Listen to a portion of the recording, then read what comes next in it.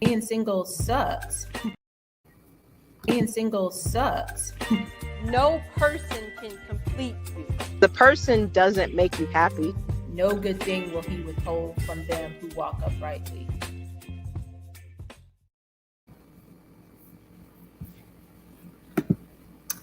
Good evening, everyone. Good evening. How are you today? Well, you already know the drill. We got the check-in, so you can start looking at that, putting your answers in the chat. And this is part 2, Live, Love, and Marry Wizerr. Worth the Wait, part 2, Happily Ever After. I am Lorraine Edwards.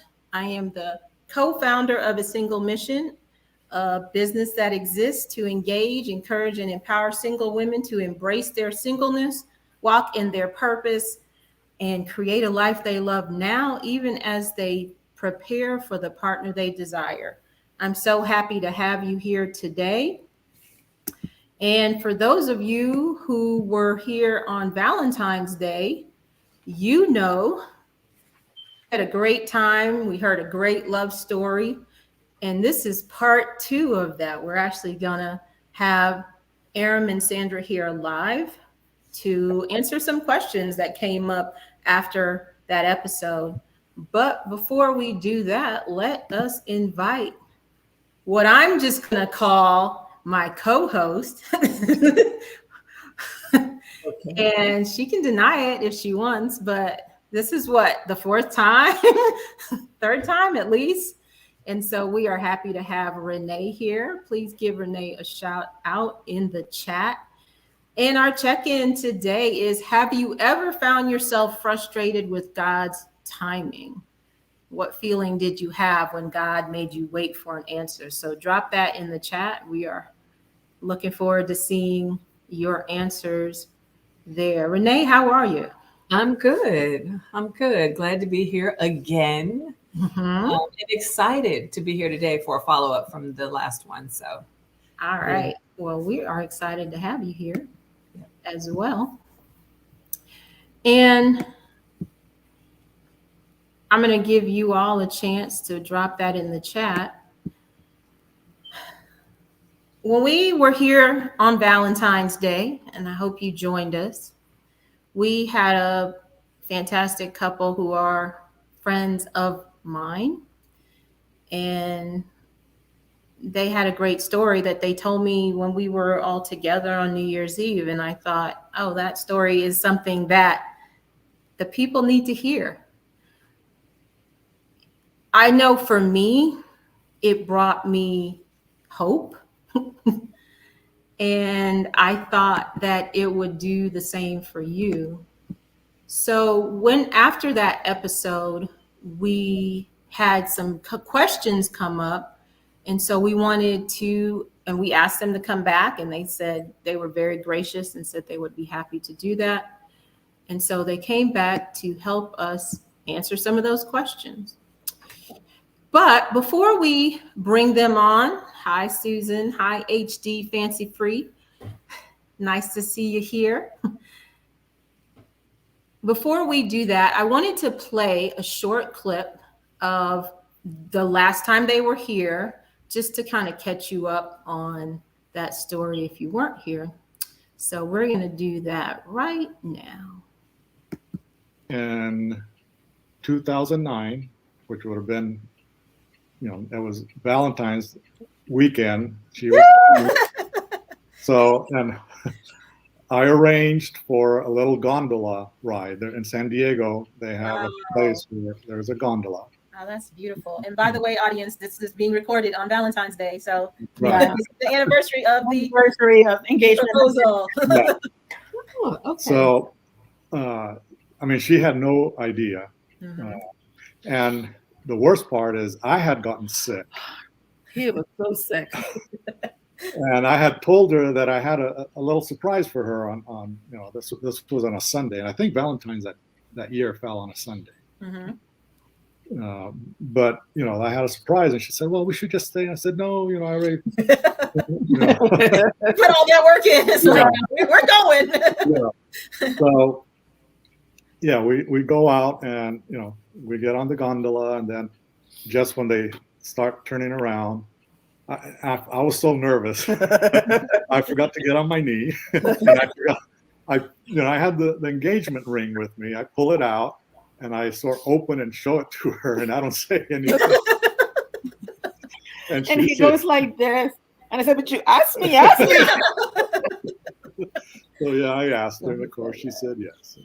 Wow, Yeah. that is beautiful. And we were married in May. I love And it. for everybody, before we round up this, I just want to mention that, yeah, I prayed for many years, but I complained that God wasn't listening to me. Yes, he was. And he was communicating with me, Mm. but I didn't notice. Mhm. I spent almost a whole year not wanting to join Facebook.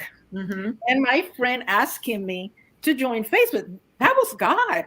Mhm. Listen, answering I said, if you join Facebook, then you'll find him. It's there for you. He's waiting. Right. Yes. And another thing, and it probably took so many years because he was married. And God, I assume he probably said, this is the perfect man for you, but he's not ready yet. So you will have to wait until he's ready for you. Yeah. Yeah.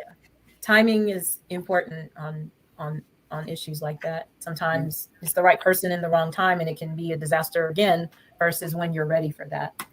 And so I love this story. I have known them for about a year now, but we got to sit down at New Year's, and I just asked them, how'd you meet? And I heard this, and I was like, oh, this has got to be on, because I have been single my whole life as an adult. And there are many people watching who are wanting a partner, who are struggling, who are praying, who are crying out to God, who are angry at God because this hasn't happened yet. And I wanted you to share your story, because you all, even though you met as a teenager, you met later in life, you've gone through all of these difficult things and hurts and trauma. And here you are, and God's like, I still have a plan. I still have a thing. I still am looking out for you in this area of your life. And you all are always, snuggled up together in church. And I love that. And I just think it's beautiful. So, I asked God to find me a good man, but he found me an awesome guy. Well, we love that. He's not good. He's awesome. Amen. He's biased. And she should be, because God knows best for us, and he gives us more than we can possibly imagine or ask for. And that's what we want to leave everybody with this beautiful, happy Valentine's Day. I didn't even know that they got engaged on Valentine's Day when I asked them. We just talked yesterday, so this just made it even better. But that there is hope for all of us. We don't certainly know why we have to wait so long sometimes, but when we walk in God's perfect will, then his plan is always worth the wait. Yes. So, oh, yeah. And so we will welcome live and in person, sort of. Hello, Aram and Sandra. How are you? You're muted.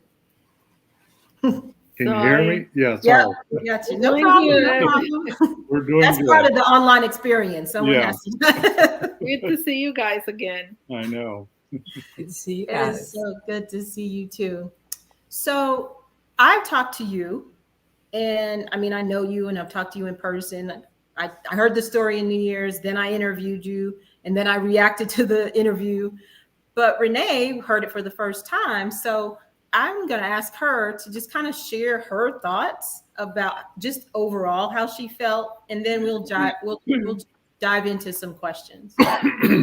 Okay. So again, good to see you guys. But I will tell you, when I listened to you all's story, and I think I heard that you guys were watching that night, right?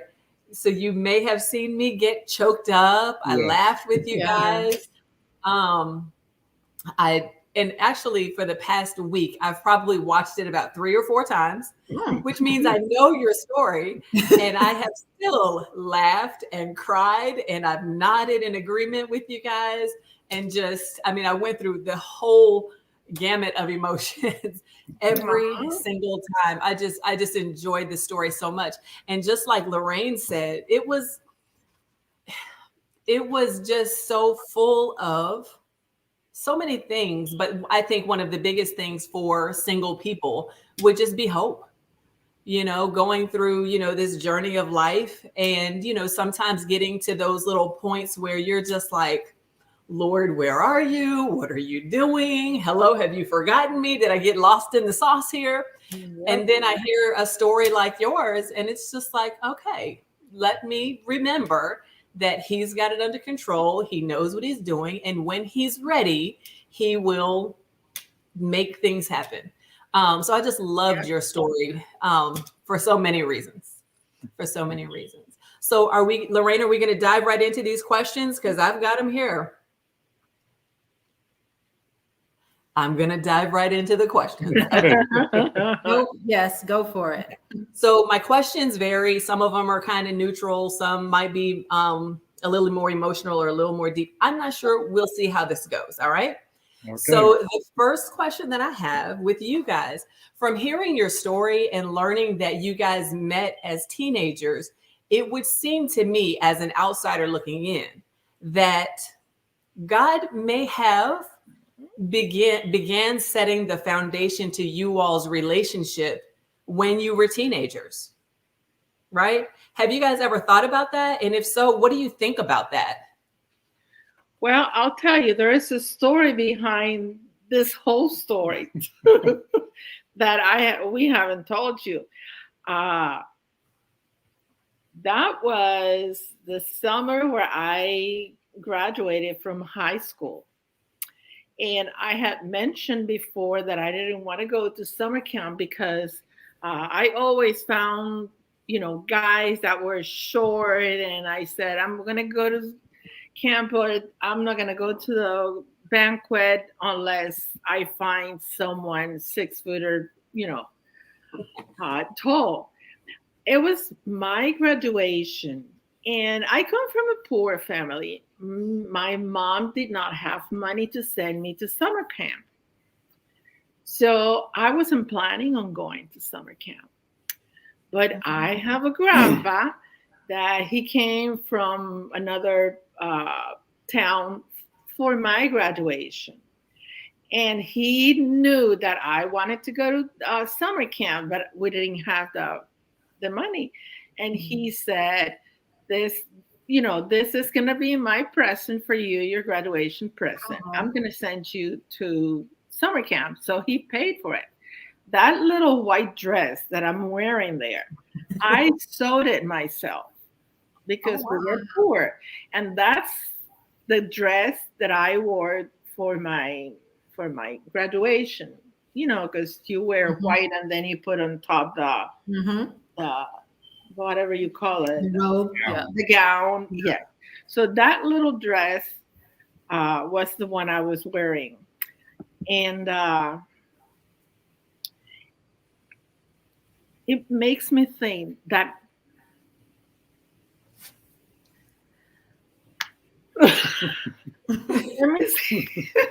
makes me think that God had this plan. Wow. I'm sorry. No, don't apologize. 84. This is beautiful. Wow. Great question, Renee. But he allowed me to go to summer camp. And so I could meet him. Jeez. So it's Renee is going to. Maybe back then we were not listening, paying attention to God, and each one decided to go separate ways. But God was there from the beginning. I have a question. I think it relates to this as well. So of course you can't say, whether or not if you had gotten together when you were younger, if it would have lasted. That's a mystery that we'll never know the answer to, right? Right. But do you think that there's some significance in the time, that it took for between you all meeting to you guys meeting again 36 years later? Like what is that time, that journey? What did all that mean to you guys? I think during that time, since we were married before, and it was a failure. I mean, I take it as it is. Maybe God was trying to how can I say this? Polish us. Like we went through marriage, you learn your mistakes, and you're ready to get together again and not make the same mistakes. I don't know. Yeah. Yeah, it's very hard. As I mentioned in the previous session or program, I've been divorced twice, and in particular after the second divorce, I learned, I went through counseling, and I learned a lot about myself that I didn't know. Okay. So I think that helped. I think it's helped in our marriage. I mean, we're very happy together. It doesn't mean we don't have our disagreements. Yeah, this is not just like the perfect. Yeah.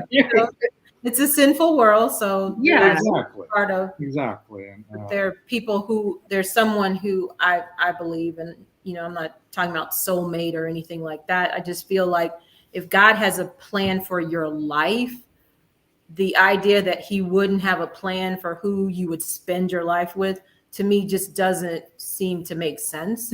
Right. That you just randomly pick whatever, but then he has a purpose for everything else that he does.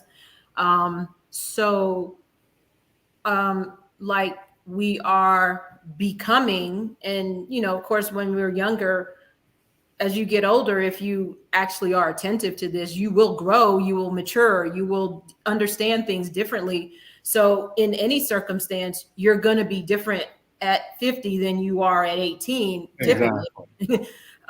So you can't tell, but yeah, I think that when we start to kind of uncover those things that in us that we don't even know, then we can become a better version of we become sanctified, is what God is trying to do. He's trying to polish our character, as Sandra said. So.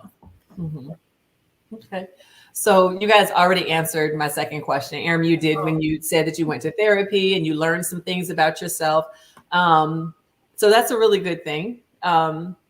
I guess in preparation over the course of life for you guys to get together. I mean, you got to know yourself, the good, the bad, so that you can, to repeat what you all have said, to polish those things up and get it ready so you can present the best you, in this relationship. So I want to shift gears just a little bit and say that, as far as I know, it is common for women to cut their hair after like a heartbreak or something like that. And I have done it a couple of times, and I will never do that again. But you said that you had a beard for the longest time, and I guess after the second divorce, maybe you decided after the first divorce. After the first, okay. What was behind that? Well, I wanted to not look as old because I had gray in my beard.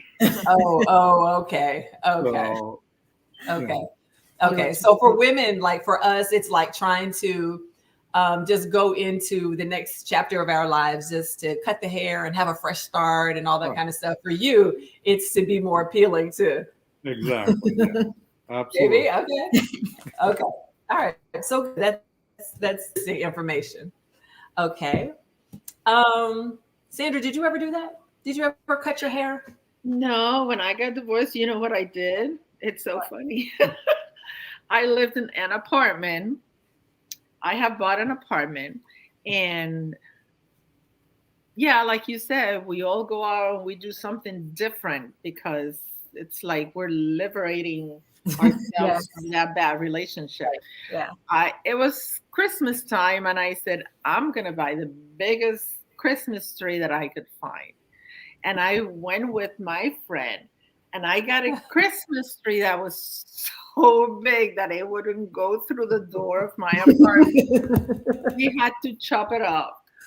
But I had my Christmas tree, and that Christmas tree gave me like that. I mean, it reminded me that it was a new beginning for me. Even though it was all chopped up, it was just, uh, it just gave me, it reminded me, this is your new beginning. Every time I looked at that Christmas tree. But no, I didn't. I used to wear long hair all the time. This is the first time I have short hair. Yeah. Okay. But Did yes, you- in can that I ask picture, I you- can see beautiful hair. Yeah. Can I ask you, I just kind of want to go back to the question Renee asked before. Was there anything that you did to help heal from the breakup and just the hurt that you had experienced in order to be ready for that guy that you were praying for? Well, see, my problems were I was being abused. So it was in some way, at first I didn't want to accept it that I was being abused. You feel guilty and da da da, you know how it goes, that subject. But what was the question again? Did you do anything to help you heal from the hurt? Oh, that you no, it was easier for me. That's Mhm. what I was going to say. Since I was being abused, it was easier for me just to let that go. Okay. Maybe that's why I got a big tree, because I felt like I made my decision and I set a big tree and I got a Yep. big tree. Yeah, I got that sense when you said that. I didn't know what, but just the idea that, yeah, this is my house. I can do whatever I want to do, and I'm Yeah, gonna get a big tree that don't before fit. it was, yeah, before, oh, don't you talk, because unless I give you, permission to talk. It was a bad relationship. Yeah. Mm-hmm. Renee? This question is for actually both of you, but I'm going to start with Aram. So you said that after your second divorce, it took you about 9 months before you were interested in kind of going back, or you felt ready to go back out and start dating again. So like my question is, what is your mindset during those 9 months? What exactly are you doing before you decide to start dating again? Actually, it was after my first divorce. Maybe I got that wrong, because when she found me on Facebook, it was, maybe it was, You were going through it. I had actually, well, the way the laws work in California, after the judge signs off on the divorce papers, you're still legally married for 6 months. Interesting. I know. It doesn't make sense. But, So you were just basically waiting that time out? yes. So, and that's after the first divorce, I was, the same case. So that I waited about 9 months to, start looking. With Sandra, when she found me, I was near the end of those 6 months. So we didn't, And he was so good at it that he was still wearing his Was I still wearing his ring, wedding ring. Because I remember that was the first thing I looked when I saw his pictures. You're like, he's married. He's wearing a wedding ring. And but then I look and it says like that you're in Facebook. There's you can say status. It's complicated. Yeah. Like Yeah. he was going through, and he waited until it was time, and he was really honest with me. He says, I'm going through this, and right now I'm really not ready, but he was calling me and So he wasn't ready. but He yeah, wasn't ready. but we didn't get into a romantic relationship until after. Okay. All right. Well, that makes sense. Yeah, by the time I went to see her, I was, legally divorced. Yeah, and he explained that to me. Right. All the papers are signed. We are divorced, but until 6 months pass by, and then the judge is going to put the seal, and it's going to be all finished.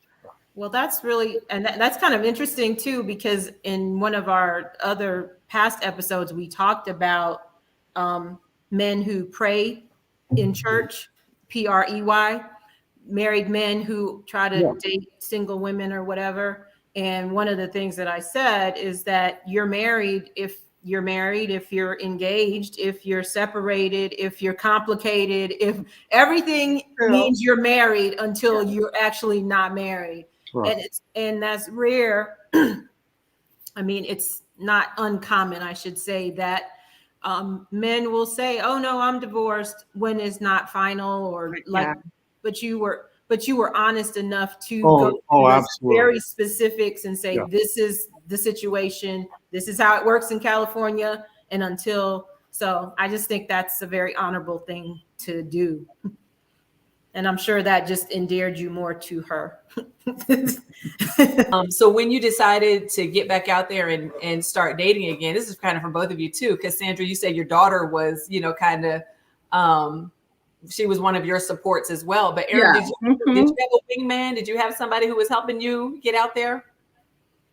And a friend or anybody was helping you? I mean, I just, again, I went on Adventist Singles, and there was another Christian Mingle or something like that. I don't remember now. No, that's it. Okay, so that was your method, Sandra. Yeah, that was the only method I knew. I mean, in San Diego, I visited a number of different Adventist churches. I didn't see anyone. Mm-hmm. Okay. Because it wasn't meant for you to find anybody out there. Sandra, how were you looking? Like, what was your process? Because I mean, let's all be honest. Well, again, my relationship was really, really bad. I was being abused physically and mentally. And the day I left my house, because I had to flee with my two daughters,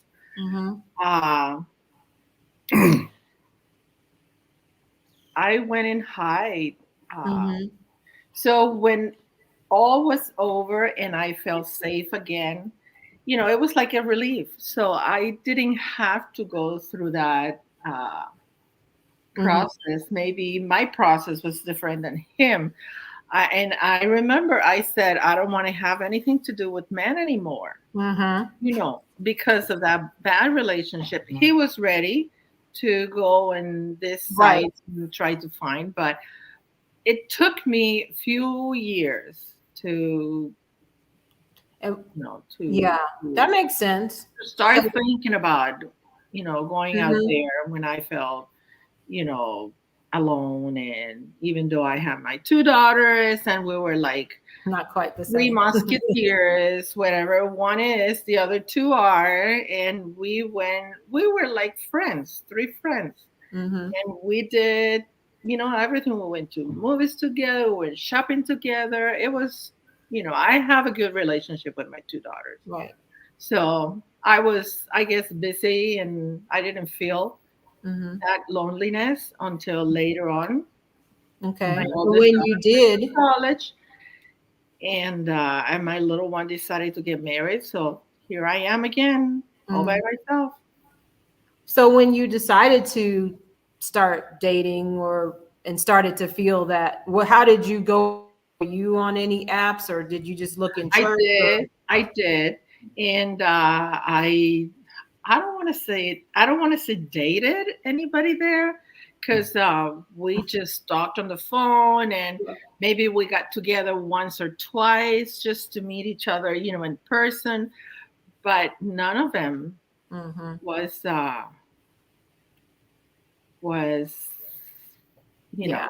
Right. wasn't moving my whatever you said, my feet or whatever.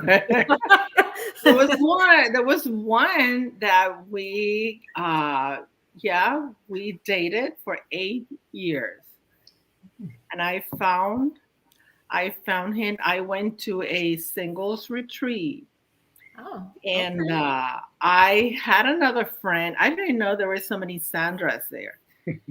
It was her name was Sandra, so we got together in that retreat. It was singles, and we were both, together, going and looking at the guys, and this guy, she put her eyes on this guy, and he was from Tennessee, and he was a physician, and she, this guy, and I don't want to mention his name, but this guy, and he was really into him, but he was really into me, not her. So he asked me for my phone number, and because he was dating her, I didn't want to give it to him. I don't know how he got it, but then he started calling me, and we started emailing, and all that, until he finally, when my daughter graduated from college, I went to, of course, to Tennessee, because I was in Florida back then. I went to Tennessee for the graduation, and he was there because his daughter was graduating also. So we got together, and yeah, 8 years. Eight. Eight. Like, wow. But and I knew it wasn't going anywhere. I knew, because Just wanted if he wanted to get serious or whatever, he had plenty of time to propose.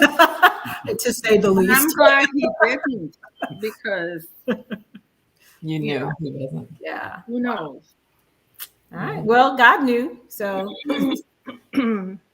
So how was your faith during this time? It sounds like you both were still, involved in church and all of that. And you had your ups and downs and all those things in the relationships. Did it shake your faith? Or if you maintained it, how did you do that? To me, it didn't shake my faith.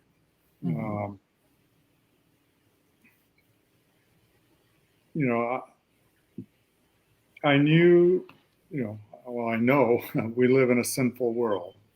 But, we're not all perfect. We all make mistakes. And, after my first divorce, I cried a lot. I was hurt.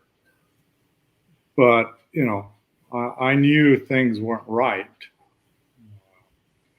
She was very controlling and emotionally abusive.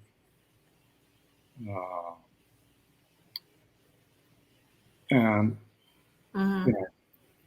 I knew it wasn't right how the relationship was right. going. And again, the last 10 or so years that we were legally married, I was only home on weekends because I was living in Sacramento and working in Silicon Valley. So, we only interacted Saturdays, Friday nights, Saturdays, and Sundays. Wow. And I don't know if it's true or not, but I think it let the marriage last longer because we didn't have enough time to fight. I get it. Yeah, I hear you.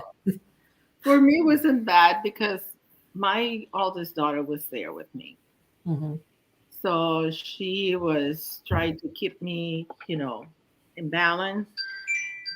Oh, go get it.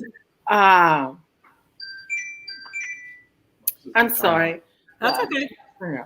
What's his name? My daughter was there, and it happens that, like I mentioned before, I was being abused Right. physically, and my daughter had present some of that abuse. So she was encouraging me to find someone else to make me happy. She was there with me, and she was an adult.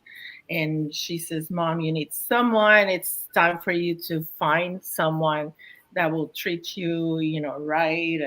And, that Mm-hmm. maybe in the other couples, the kid says, no, they want to get their parents back together.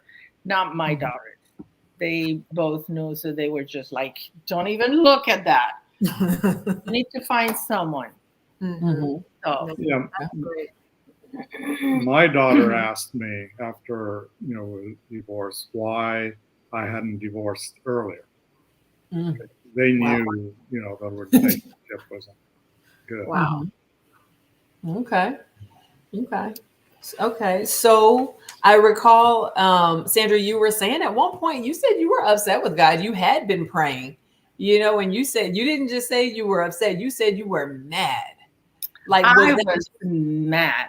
So was that just for a period? Like, did that eventually go away? Like before you reconnected with Aram and all that, were you back in a peaceful place, kind of just Yes. ready for God to do whatever? Yes, and I was mad that my prayers were like, you're not listening to me. Don't bring anybody to my life because I don't want him. I don't want him now. I wanted it when I was younger, so we could do things together. Now I'm getting old. I don't want him. Just don't bring it to me because I don't want him. That was my prayer. Mhm. I was furious and don't. But God says, yes, I'm going to do it. I don't care what you say. That is actually one of my favorite parts of the story, though, because like I would say a month or maybe a month and a half or so ago, I was washing the dishes. And while I was standing at the sink, I guess I must have started kind of flashing back to moments where God had done some really cool things in my life. But as I was thinking about him, I ended up saying out loud, standing at the sink, Lord, I see you best in hindsight. You know what I mean? So it's kind of the same thing when I look at you guys' story too. You say you're praying and you're not seeing the evidence of him doing what God says he's going to do, And I have a friend, Gertrudis, that she used to make fun of me after I met him because she knew I was the way I was praying. She was my best friend. Well, she still is. And she knew, no, don't bring him to me because it's like a like a little kid, like a little girl having a fit. Temper tantrum. I don't want it. I don't want it now. Okay, single women. So that's what we're going to start praying. God, don't bring it. Don't bring it. Right, exactly. That refers but listen, I was saying to God, don't bring him to me now because I wanted it before. I wanted it earlier. But God was there. I didn't bring it to you because you guys were not ready. You have to wait. I know you're mad at me, but you have to wait. Yeah.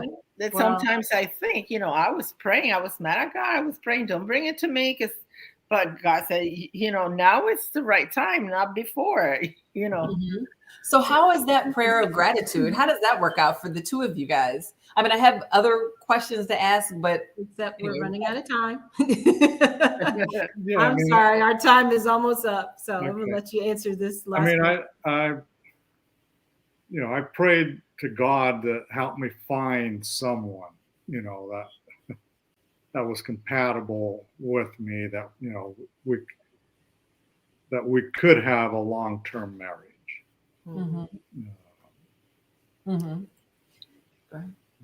Did you have? Yeah. Well, that's. I think that's. Renee's going to share ways here, but I'll just say that I think that the most important thing that we need to learn, and the audience is really about how we believe that God is looking out for us. And it's easy to lose sight of that. You know, in this, of course, in the big picture, we know that God died for us and he saved us, and that's the ultimate. But God has promised us things for here, our life here as well. Right. And when those things that we desire are not coming to pass as quickly, and for some people, I mean, there are people who don't ever get married, so it's not like inevitable that Right. you will, even if you desire that. And so I don't want anybody to leave with that impression, because I have friends who have lived and died and they didn't get married, even though they desired it greatly. But the idea that God is still making the best decision or allowing the best thing for you wherever you are, and to really trust that. And I think that's a lot of what I get from your story. But Renee, what else? Do I have time for any more questions? You have time? No.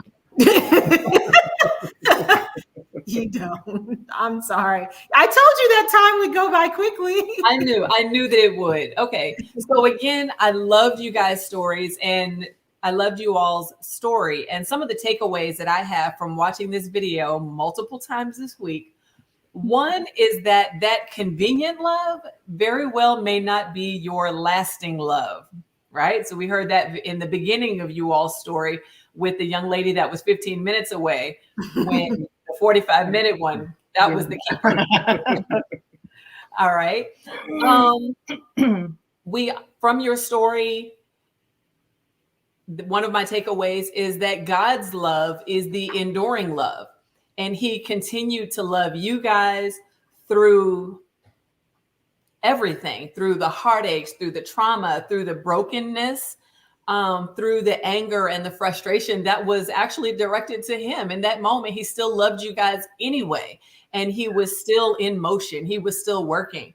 And even through, because I know everything was not all bad in your lives, he loved you through all the joys and all of the beautiful times in your lives as well. Another takeaway would be to never stop living your life. And remember that God is the pilot, not the co-pilot. He's the one directing you all's lives, or our lives. Yeah. Because I love, as you guys are talking, you're talking about, you know, your moves and your education and all of these different things. Aram, you said that you were taking photography classes, you know, and Sandra, you shared some things as well. I love that part of your story. And you really didn't know what God was going to do, so you didn't have a choice but to live life anyway. So I loved that part of it. The other one is to trust God and that he's working even when we don't see the evidence. We just talked about that. You guys continue to go to church. You maintained your relationship with God. You maintained your prayer life.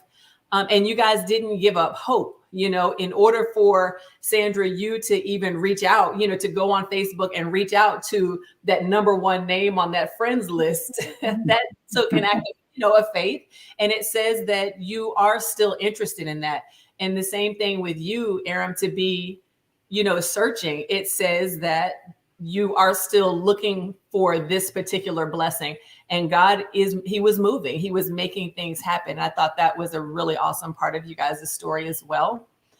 One of my absolute favorite, which all of these are my favorite, but one of my absolute favorite things was when Sandra said that she prayed to God to help her understand how he communicates.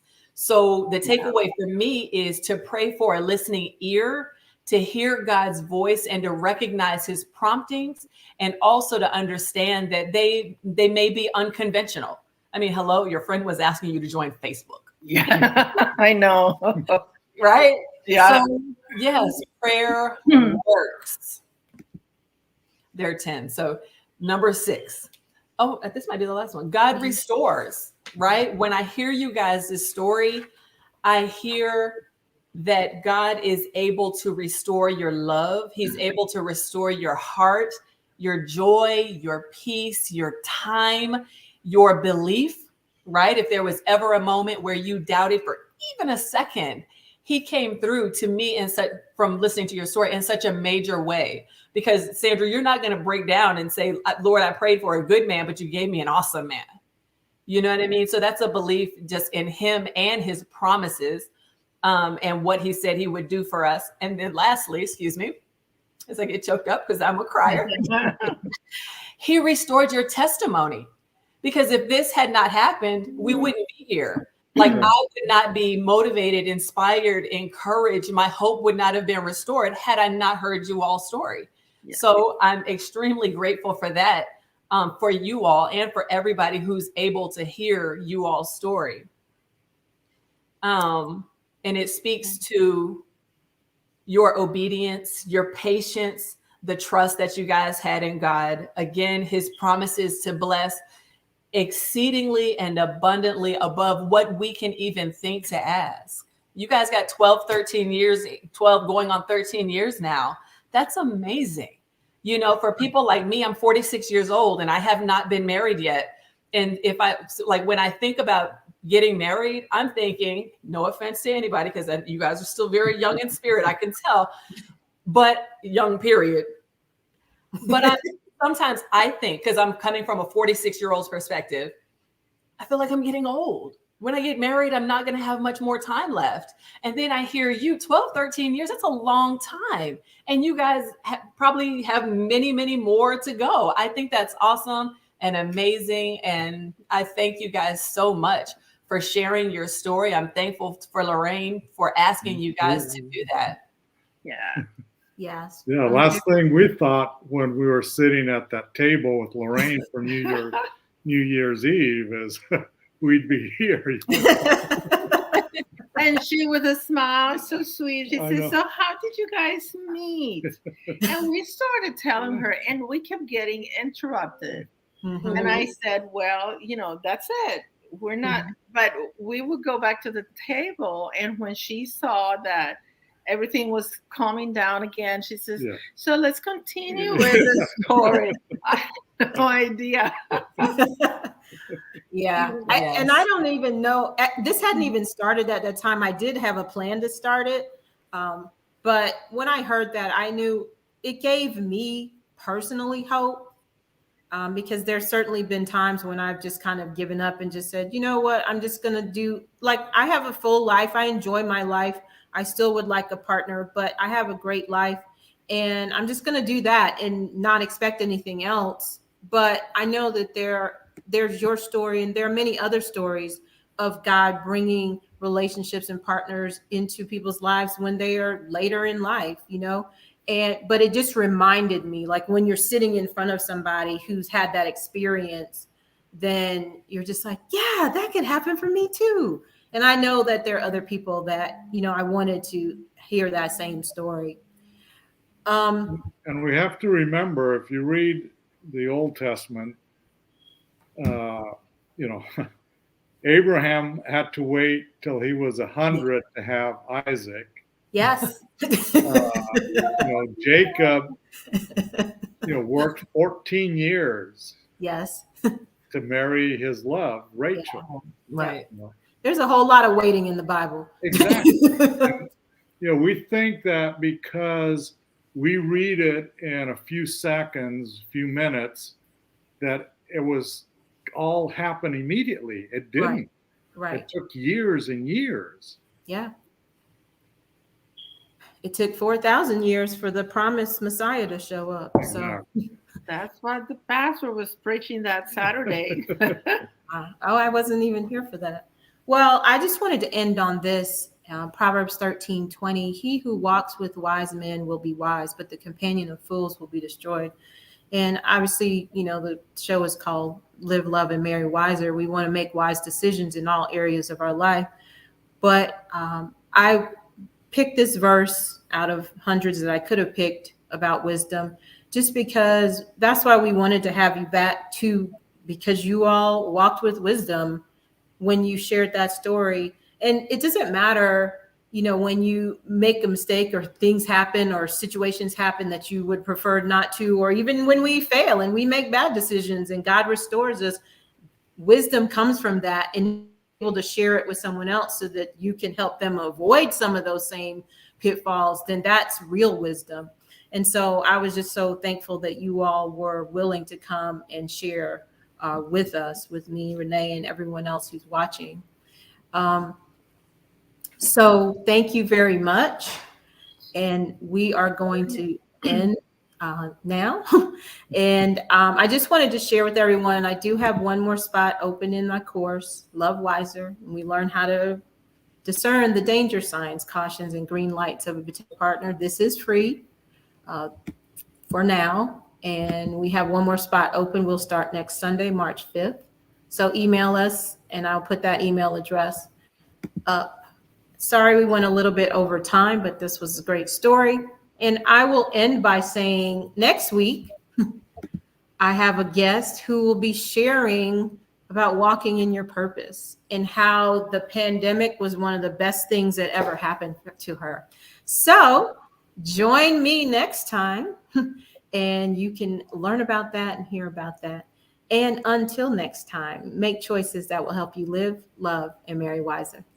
God bless. Thank you, guys. Yeah, thank you. Thank Bye. you.